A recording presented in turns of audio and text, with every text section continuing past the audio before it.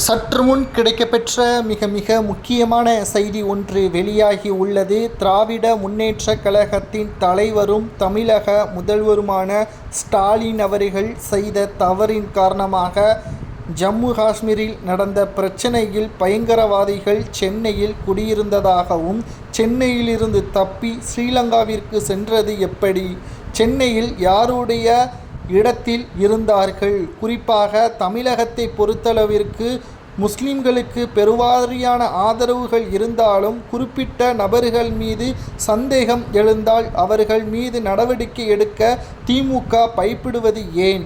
ஏனென்றால் அரசியலில் தோற்கடிக்கப்படுவோம், சிறுபான்மையினர்களை இழந்துவிடுவோம் என்ற அச்சத்தின் காரணமாக ஸ்டாலின் இவ்வாறு செயல்படுகிறாரா என்று எதிர்க்கட்சியினர்கள் பலரும் குற்றம் சாட்டி வருகிறார்கள்.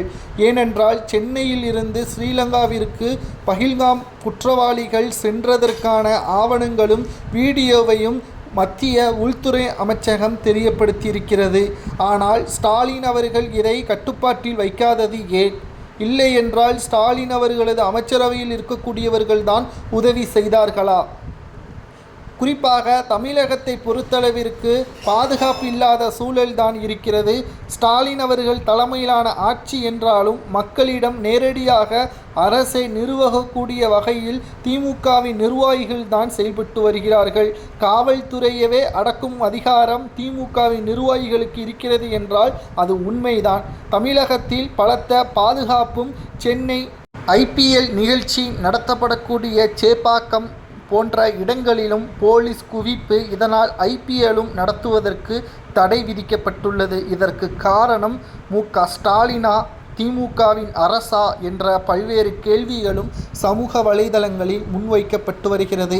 யாருமே தேசத்திற்கு எதிராக செயல்பட மாட்டார்கள், அது உண்மைதான். ஆனால் அரசியலுக்காக என்ன வேண்டுமானாலும் செய்யலாம் என்ற மனப்பக்குவம் உடையவர் திமுகவினர்கள் என்று எதிர்க்கட்சியினர்கள் கூறி வருகிறார்கள். பஹல்காம் தாக்குதலில் தேடப்படக்கூடிய நபர் எப்படி சென்னையிலிருந்து ஸ்ரீலங்காவிற்கு சென்றார்கள் என்பதற்கான விளக்கத்தை தமிழக அரசு கொடுக்குமா?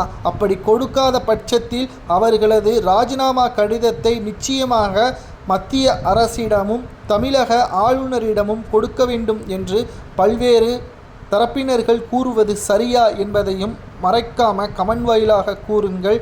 இதை பற்றி உங்களது கருத்துக்களையும், தமிழகத்தில் ஆளும் கட்சியாக இருக்கின்ற திமுக சரியாகத்தான் செயல்படுகிறதா என்பதையும் கமெண்ட் வாயிலாக கூறுங்கள். இவர்களுக்கெல்லாம் என்ன தண்டனை செய்யலாம் தவறு செய்தவர்களுக்கு என்பதையும் கூறுங்கள்.